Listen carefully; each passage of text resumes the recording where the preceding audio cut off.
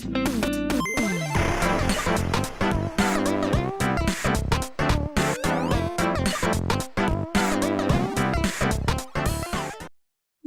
what is up my random peeps, and welcome to another Genshin video. So, you guys got me to the like goal of 2 or more so likes, and here we are, or here I am. I have made this video because you guys are apparently so interested about this. So, a little story before we get to the actual story. Admittedly, I did pitch this to MiHoYo, and they did say that they could not accept my application because at the time they were looking for character developers at that time when I did send this thing. But I honestly don't care if they accepted it or not. It was just a fun story for me to make and to share, basically. So before the actual video starts, I just want to say 3 important things. First of all, thank you to you guys that you guys are showing me that you're still interested in stuff like this or in this channel. And yeah, that's basically what my first thing to say. Secondly, I would like to thank my artist friend who did the art for this. I would name them, but they have chosen to stay anonymous, and I will respect their decision to stay anonymous. So if you're watching this, thank you. Thirdly, to my fellow voice actors who voice acted in this video, I appreciate you guys and thank you for doing this with me. Anyways, here's the story. Natlan has an ideal of war, following the ideal of the Archon that reigns over the nation. So it's only natural for the people to admire one's strength, whether physical or intellectual. Strength is admired. In the nation of Natlan, one warrior is known to the people as the Bright Flame. His fame, strength, intelligence, and bravery even caught the eyes of the Pyro Archon. Short meetings became longer, as the two spent more time with one another, until it eventually blossomed into something more. In the end, the Pyro Archon gave birth to a baby girl. The girl was named Lucia. One day, the Pyro Archon sent away the father and child, forcing them to leave Natlan. What was the reason? That will only be known to the God of War. The father and daughter decided to go to Fontaine, where they lived somewhat peaceful lives. That is, until the daughter showed her pyro abilities. The people of Fontaine feared the child, for she could not control her power, and her father hides her vision, or so they thought.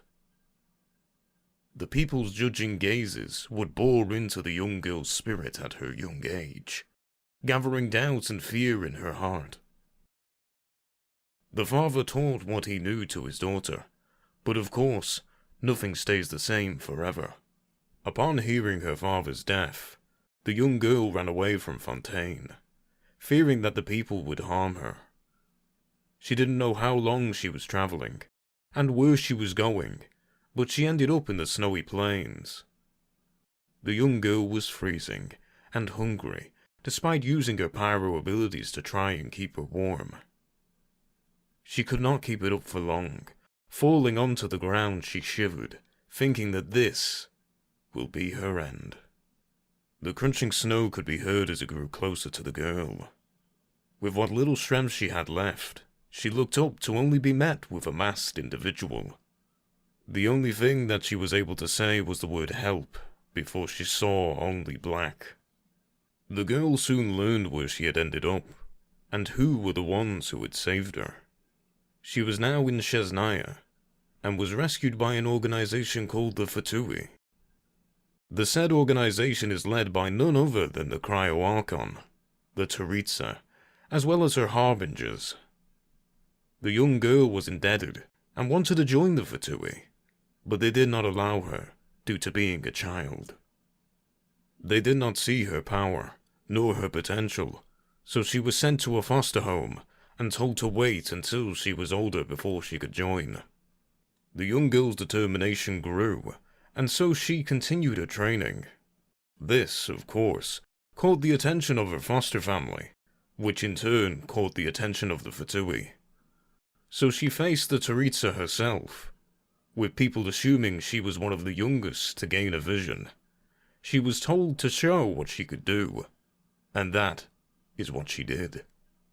When asked about her vision, she only showed a masterless vision. This was my father's vision. I carry it with me as a reminder of him, Is what the young girl said. Once again, the young girl was asked to show her vision, and not someone else's. I don't have another vision. What I have is all I have. When I asked my father about my vision, all he told me was that I was special, and that I can do what I can do without it.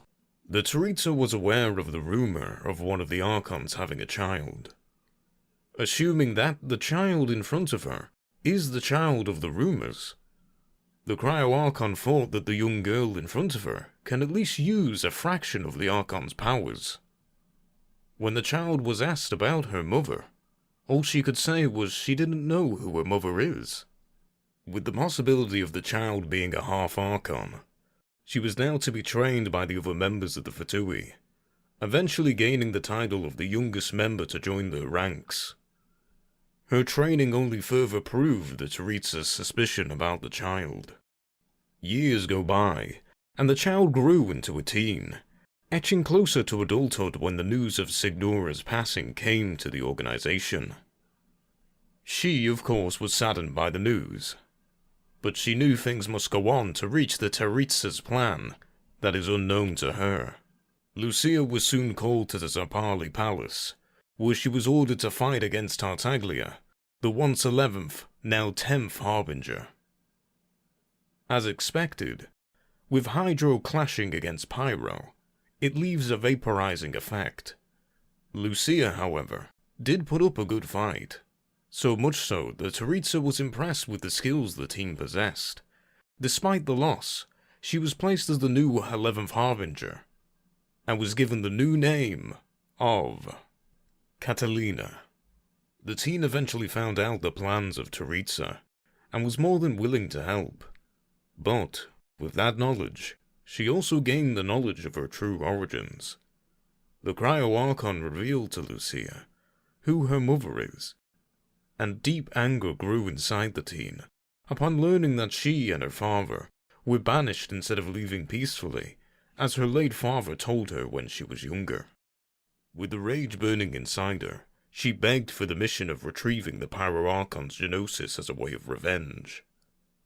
The begging was futile, as the team was reminded of their true mission. Nonetheless, Lucia followed the Tsaritsa's orders, and went on with any mission that were tasked to her. But she cannot forget her anger. After all, it was fueling her to go further. After some time, Lucia finally got her wish. The Tsaritsa called upon her, and ordered her to take the Genosis of the Pyro-Archon. Lucia's heart burned with determination and rage, as she stepped into Natlan. She will finish her mission, and she will get her revenge. Little did she know, 2 of her fellow Harbingers were sent to watch over her, to truly test if she was willing to go far for the Tsaritsa's cause. While in Natlan, Lucia encountered one of the main enemies of the Fatui, the Traveler. I could care less why you're here in Natlan, Traveler. I have things that need to be done, and the last thing I want is for you to meddle with my affairs. If I were you, I wouldn't get in my way. She does not engage in a fight because she knows that's not her mission. She took the chance to gather any information about her mother and late father. After getting what she deemed enough information, she decided to finally complete her mission by storming into where the Pyro-Archon resides. The Traveler came in mid-fight and helped the Archon. Lucia decided it was finally time to completely use all her power. Her efforts were all in vain though, as she was defeated at the very end. The Pyro-Archon approached her child, who was kneeling over on the floor, clearly exhausted. The teen grew fearful, thinking her life would be over. Before the Pyro Archon could touch her child, she jumped back as a hydro attack came out of nowhere. All of a sudden, the Archon felt something collide into her midsection. Looking down, all she saw was a hand in it before she was pushed away. The traveller assists the Archon to prevent her from falling. There stood the Balladeer and Tartaglia, with the former holding the genosis of the Pyro Archon, and the latter having his weapon out. Well, we got what we came for. Pick her up. Tartaglia followed the order silently. It was somewhat obvious he disliked this, but under the orders of Teresa, he does need to take care of his comrade. The three Harbingers leave with the Pyro Archon and the Traveller alone in the room where the fight took place. Thank you, Traveler. I appreciate your help in this battle, but I need to prepare for another one. I'm going to wage war as Naya. What? Why would you do that? They have my daughter. I made it seem I banished her and her father, but in reality I begged her father to take her away and hide her. I feared my enemies would come and harm her. I knew what the Fatui were, and I had a bad feeling about them before. It was further solidified when I heard about Barbados' Gnosis being taken away. I knew I made the right decision, but I never knew my decision would bring my daughter to one of my enemies.